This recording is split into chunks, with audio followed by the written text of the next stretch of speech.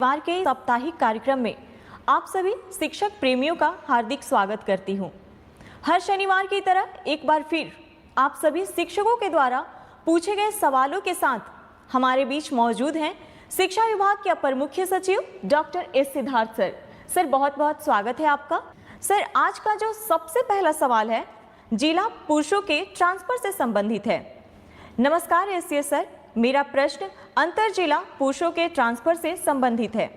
पिछले एपिसोड 13 में सर आपने कहा था कि केवल अंतर जिला महिलाओं का लिस्ट आना बाकी है, तो क्या अंतर जिला पुरुषों का ट्रांसफर नहीं होगा और अगर होगा तो कब तक उम्मीद कर सकते हैं? देखिए, आपको जानकर ही होगा कि आज हम लोगों ने करीब 1,30,000 टीचर्स का हम लोगों ने विद्यालय में पोस्टिंग की प्रक्रिया शुरू की है।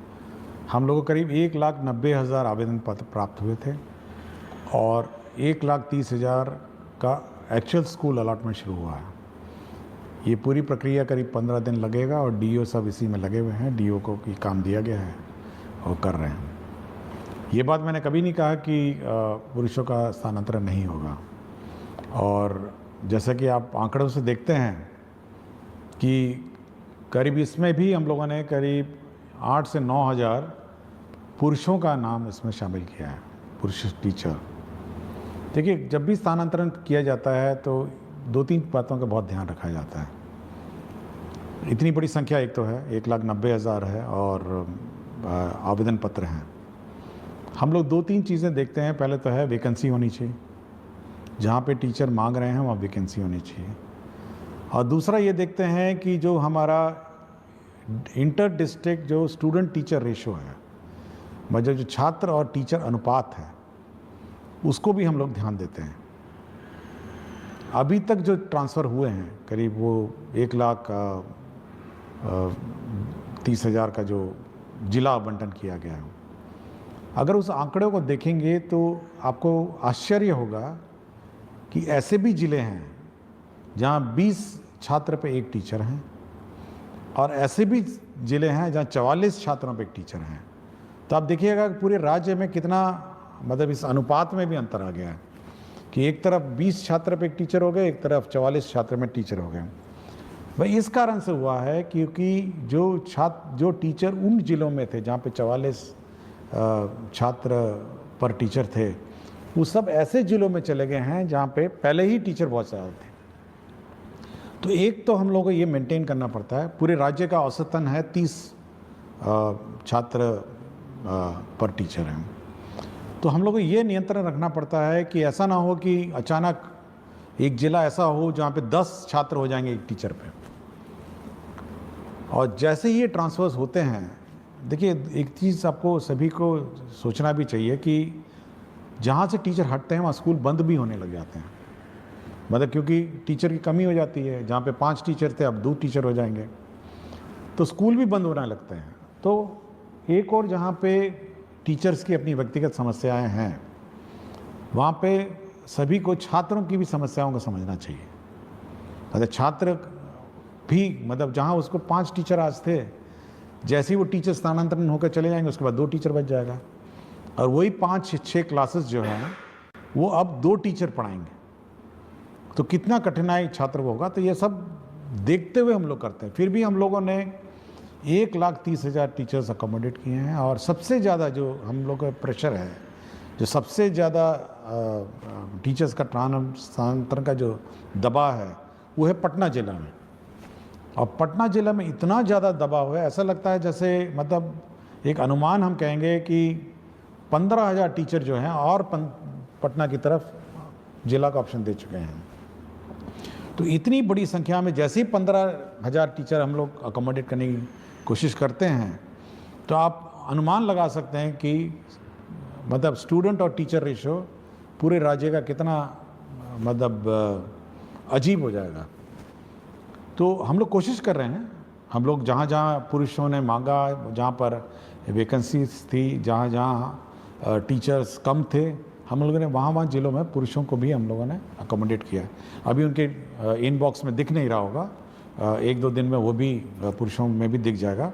तो धीरे धीरे जैसे जैसे वैकेंसीज आती जाएंगी या हम लोग को दिखने लग जाएंगी, हम लोग करेंगे।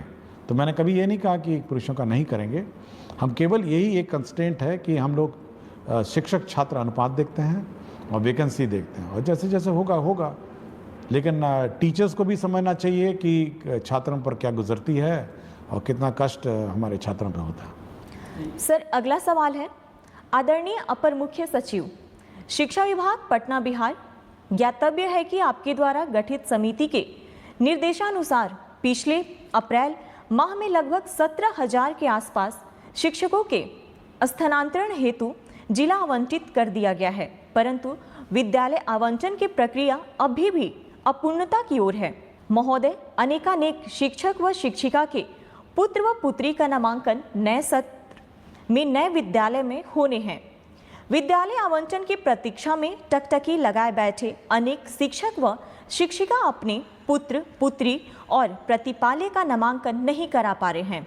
महोदय से विनम्रता पूर्वक अनुरोध है कि जिन शिक्षक व शिक्षिका का जिला आवंटन हो चुका है उन्हें यथाशीघ्र विद्यालय आवंटित कराने की महती कृपा करें। आपका ही अपना सेवक। देखिए, ये ज़रूर है कि थोड़ा विलम्ब हुआ है सभी को अपना विद्यालय अलॉटमेंट का, लेकिन मैं चाहूँगा कि सभी शिक्षकों को इसकी प्रक्रिया की भी थोड़ी जानकारी देना चाहता हूँ कि किस प्रकार कितना कठिन होता है ये स्कूल आवंटन का प्रक्रिया। देखिए, अगर कोई नया टीचर आता है, जैसे TRE 3 आपने देखा होगा, हम लोगों ने प्रखंड मांगा और सबको अलॉट कर दिया। ये बहुत सिंपल प्रक्रिया है कि नया टीचर आया और उसको स्कूल में। लेकिन यदि कोई TRE 1 और TRE 2 जिसको पूर्व में पहले ही स्कूल आवंटित है और वो ऑलरेडी पदस्थापित है, स्कूल में संचालित है, उसका ट्रांसफ़र सबसे डिफ़िकल्ट काम है, क्योंकि उसको उस स्कूल से हटाना है, दूसरे स्कूल में ले जाना है और 38 जिलों से टीचरों को चलना है, मतलब शिफ्ट होना है और 38 जिलों में पोस्टिंग करना है।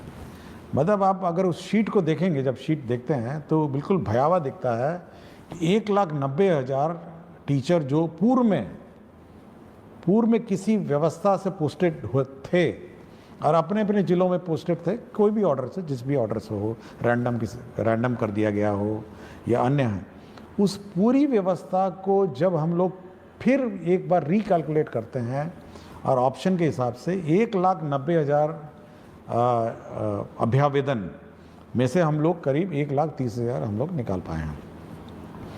1,30,000 का मतलब ये है कि 1,30,000 टीचर इधर से उधर जा रहे हैं, मतलब स्कूल से दूसरे स्कूल जा रहे हैं, ये टीचर उधर से उधर जा रहा है।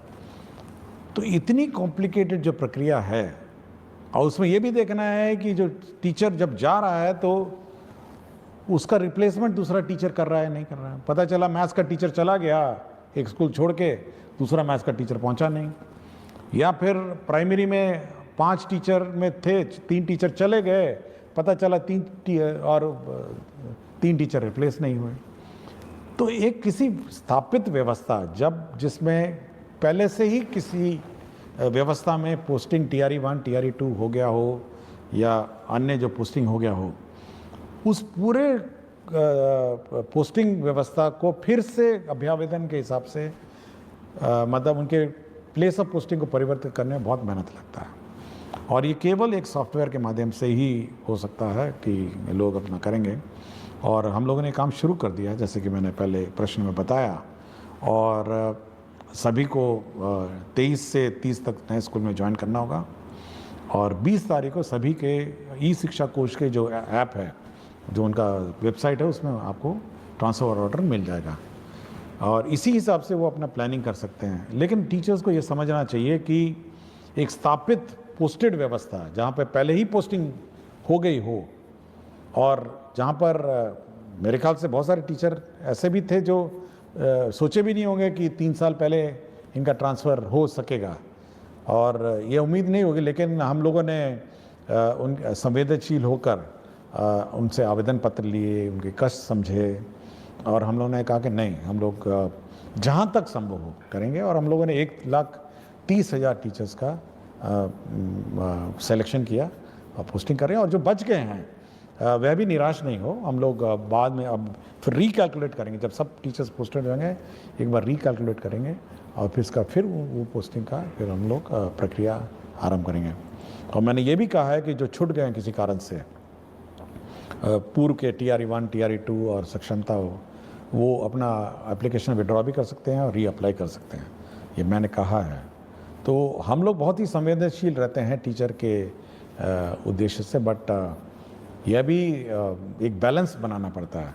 एक और टीचर के कष्ट का को ध्यान रखना पड़ता है और दूसरी ओर बच्चे का भविष्य का भी ध्यान रखना है, वो ज़्यादा इम्पॉर्टेंट है मेरे लिए। बच्चे का 2 करोड़ बच्चे को टीचर मिले, उनको पढ़ाने वाला टीचर मिले, वो हमेशा वो चिंता में रहती है।